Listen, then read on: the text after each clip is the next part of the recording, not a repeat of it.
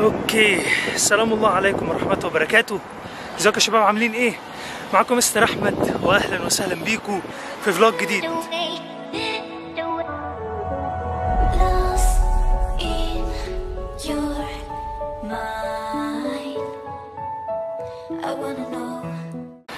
بقالنا كتير قوي ما عملناش فلوج، تقريبا داخلين على سنة ونص تقريبا، كتير يعني. فقلت خلاص نرجع نعمل فلوجات تاني ونرجع تاني للمود ده. وانا دلوقتي في وادي دجله، وطبعا في ناس ورايا بتتفرج عليا دلوقتي، ولكن القاعده الاولانيه ان انت تبقى يوتيوبر ناجح ان انت تتعامل مع اللي حواليك ان هم مش فاهمين حاجه، فخلاص يعني they won't judge you. الناس بتبص، انا مش عايز اطلعهم في الصوره، لكن في ناس هناك صغننين كده بيبصوا عليا. عامه عايز اتكلم كده معاكم في كام حاجه، ولكن قبل ما نبتدي نتكلم ونروح نشوف حته نقعد فيها والكلام ده كله، خليني اوريكم النادي. انا فين؟ انا في وادي دجله. يا رب بس يكون الصوت مظبوط، لان انا للاسف بستخدم مايك الكاميرا. النادي ده انا بحبه جدا جدا جدا، عندي فيه ذكريات عظيمه حرفيا، ومن النوادي الجميله في مصر بصراحه. قبل ما نروح وقبل ما نخش في اي موضوع عايزين نتكلم فيه، هوريكم كده بصه سريعه على النادي من فوق، من اعلى منطقه في النادي ممكن تقولوا.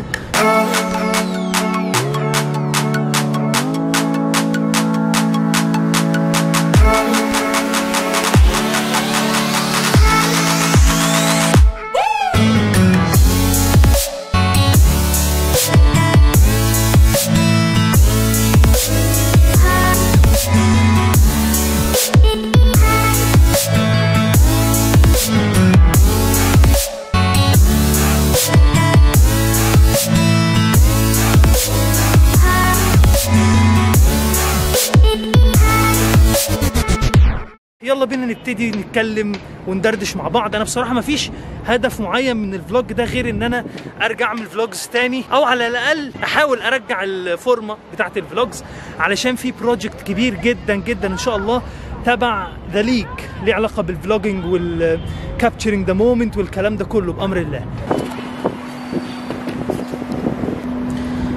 اوكي، وادينا قعدنا في حته اهو عشان نتكلم وندردش شويه مع بعض. وخليني اقول لكم كده يا جدعان عن الفيديو اللي فات ده، والله يعني زي ما قلت لكم كده، حطيت الكاميرا قدامي وما كنتش حاطط في دماغي ان الكلام ده كله يطلع، او ما كنتش حاطط في دماغي ان البوزيتيف انرجي دي كلها تطلع. سبحان الله، انتم انبسطتوا قوي من حاجه زي كده، وكنتوا سعداء قوي ان انا عملت فيديو بالشكل ده، فشكرا جدا لكم يا جدعان. شكرا لكل حط كومنت، شكرا للي تشجع حتى ان انا اتكلمت في التوبيك ده او حكيت قصه حياتي، خلينا نقول بصوره من الصور او بصوره نوت سكريبتد، بصوره طالعه من قلبي فعلا. فانا مبسوط جدا جدا يا جدعان ان فيديو زي ده عجبكم. هو فعلا ما كانش ليه علاقه بليج اوف ليجندز، هو فعلا ليه علاقه بيا انا شخصيا كمستر احمد، وكانتم متابعين حبايبي. وانا مش عارف الفلوج ده هيبسطكم ولا انتوا عايزين بس تشوفوا ليج اوف ليجندز، يعني عايزين تعرفوا عني اكتر، عايزيني لما انزل اخرج او لما انزل، خليني اقول لكم كده، لما اروح في مكان في ايفنت اعمل فلوج للايفنت ده، ولا مجرد تشوفوا جيمنج فيديوز وخلاص؟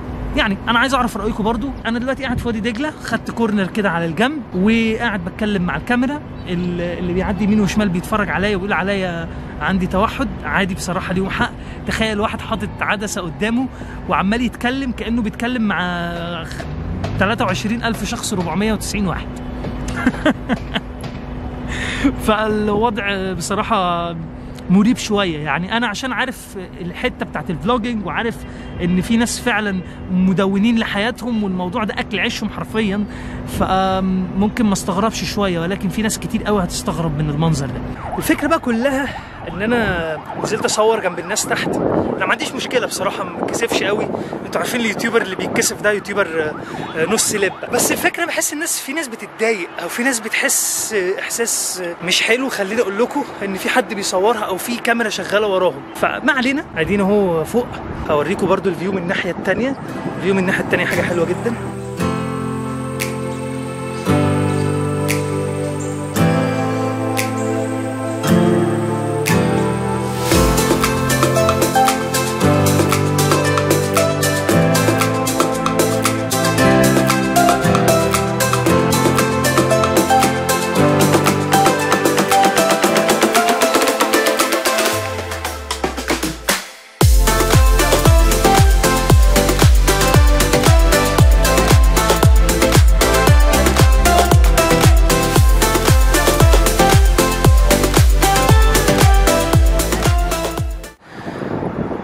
لو في اصدقاء اليوتيوبرز الفلوجرز اللي هم مالهمش علاقه بالجيمنج، مالكوش دعوه، انا راجل جيمر وما بعرفش ما بفهمش غير في الجيمنج، ماليش في الفلوجز قوي غير ان انا احط كاميرا قدام وشي واتكلم وخلاص. قولوا لي نصائح للفلوجينج يعني قولوا لي نصايح كده، مستر احمد المفروض تعمل كذا، المفروض تبعد عن كذا، الكلام ده كله. المشكله ان انا مش عامل سكريبت للفلوج ده. كان المفروض الفلوج ده يبقى سكريبتد او يبقى فيه هدف منه. مفيش هدف منه غير ان انا اروح واتشيل كده. النهارده عندنا يوم اجازه، مش اجازه قوي بس انا اشتخدته اجازه. المفروض ان انا اتشيل وما اعملش اي حاجه، ولكن قلت ننزل ونجرب الفلوجينج كنوع من انواع ان انا بمرن نفسي، يعني ان انا ابقى فلوجر محترف وكده. ما تخافوش، مش هسيب الجيمنج، مش هسيب فيديوهات الجيمنج، مش هقلب القناه فلوجينج، او ممكن والله الله اعلم، يو نيفر نو. ام اوت اوف كونتنت دلوقتي والله ما الاقي حاجه اتكلم فيها حرفيا. مع الكاميرا المكان حلو، الدنيا زي الفل، مفيش حاجه اتكلم فيها، مفيش توبيك معين المفروض نفتحه مع بعض. اتكلمت على كل حاجه في الفيديو اللي فات، يمكن كان المفروض احوش شويه حاجات اتكلم فيها للفيديو ده، ولكن ما علينا. اديني فاتح الكاميرا قدامي وهقعد ارغي في اي حاجه لغايه ما يجي توبيك معين وافتحه. ولكن عامه التوبيك اللي احنا فتحناه في الفيديو اللي فات هو ان انت تقدر توصل لطموحك، او ايا كان هدفك صعب او انت شايف ان هو مستحيل. يعني انا مثلا كان انا اجو فول تايم كومنتيتور او اورجنايزر، تورنمنت اورجنايزر او يوتيوبر حتى. الموضوع ده في ناس كتير جدا بتشوفه تخلف عقلي، او الموضوع ده في ناس كتير جدا ما تصدقوش اساسا، تقول انت بتهزر، انت بتقول ايه يا ابني، انت عايز تضيع نفسك، الشغلانه دي ملهاش كبير. طب اقول لك حاجه ببساطه والله. متوسط عمر البني ادم ايا كان. لو اتفضل.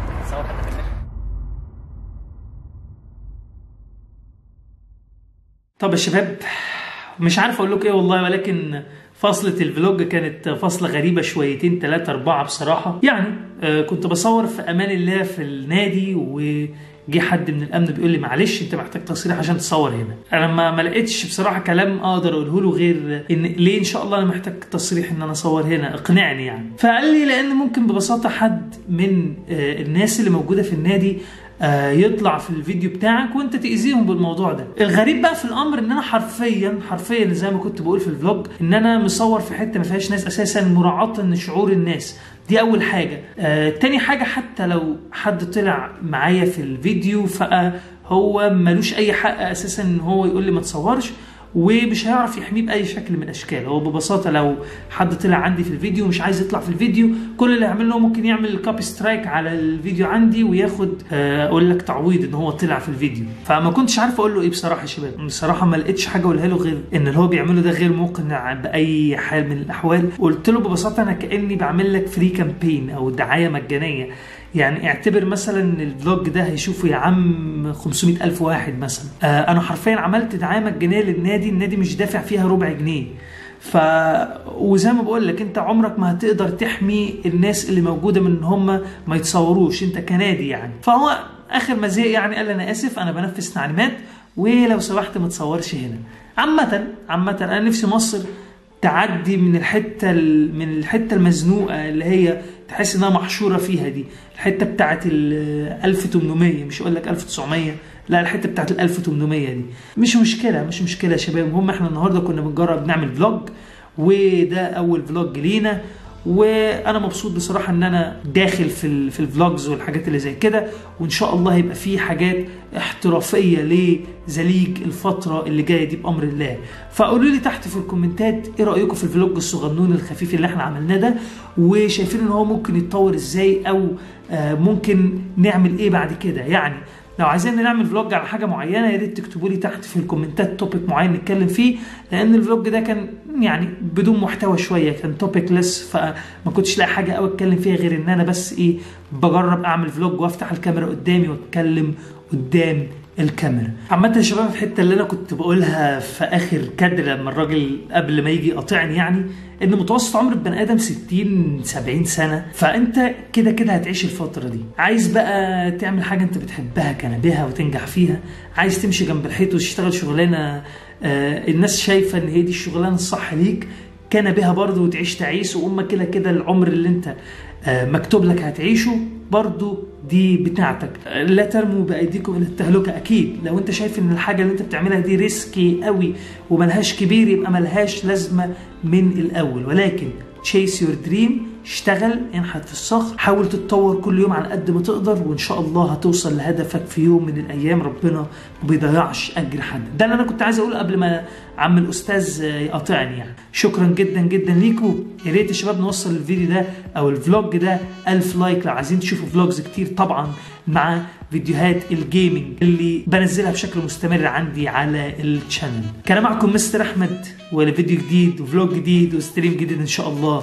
سلام الله عليكم ورحمته وبركاته.